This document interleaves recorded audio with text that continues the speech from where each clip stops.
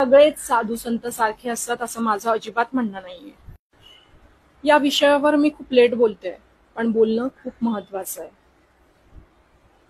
गेल्या काही दिवसापूर्वी शहादा तालुक्यात शिवपुराण कथेसाठी पंडित मिश्राजी महाराज यांना बोलवण्यात आलं होतं.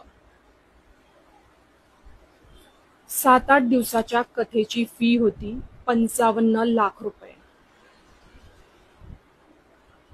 बरं, कथेवर ते काहीच बोलत नव्हते, ते बोलत होते तोडग्यांवर, आणि त्यांचा तोडगा वापरून लोकांना कसे चांगले अनुभव आले त्या चिठ्ठ्या वाचून दाखवण्याचं काम सुरू होतं. बरं, काही असे सांगून ठेवलेले उमेदवार होते तिथे, जे सांगत होते की आम्ही असं असं केल्याने आम्हाला हा फायदा झाला. देवाला मागे ठेवत होते, स्वतः पुढे बसत होते. शिवपुराणावर काहीच चर्चा नाही. आपल्याला वाटतं की साधू संत येती घरात ओची दिवाळी दसरा. जर तुम्हाला वाटलं की यांनी तुमच्या घरात यावं, चहा प्यावा, तर त्याची चहा पिण्याची फीस किती होती माहिती? 5 लाख रुपये. मग 7-8 दिवस ज्यांच्या घरी ते मुक्कामाने होते त्यांच्याकडून किती घेतले असतील?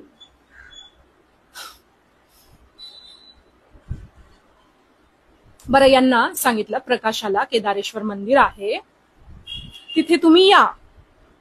तेव्हा यांच्या टीमने तिथे फीस सांगितली. मंदिराच्या लोकांनी सांगितलं की आम्ही एवढे देऊ शकत नाही. त्यावर त्यांनी सांगितलं की मला येणं पॉसिबल नाहीये, कारण मी कथा करत असताना मला कुठेही जाणं अलाउड नाहीये.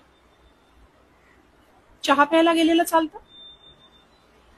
5 लाख मिळणार आहेत ना तिथून. आणि आपल्यासारखी भोळी भाबडी जनता सगळं तिथे फ्रीमध्ये करायला तयार आहे. का? कारण सेवा. आपण हे काम केलं तर आपल्याला पुण्य मिळेल. भले घरात सासू सासऱ्यांना वाईट साईड बोलत असतील, मागे फिरून बोलत असतील, पण तिथे फ्रीमध्ये काम केल्याने, तिथे उन्हात राबल्याने पुण्य मिळणार आहे. म्हणून ते सगळं फ्रीमध्ये करताय.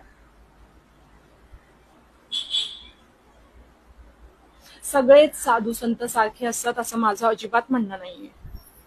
आता प्रेमानंद महाराजांना जर बघितलं ना, तुम्ही त्यांच्याकडे लाख प्रॉब्लेम घेऊन जा, त्यांच्याकडे एकच तोडगा आहे, राधा नामस्मरण.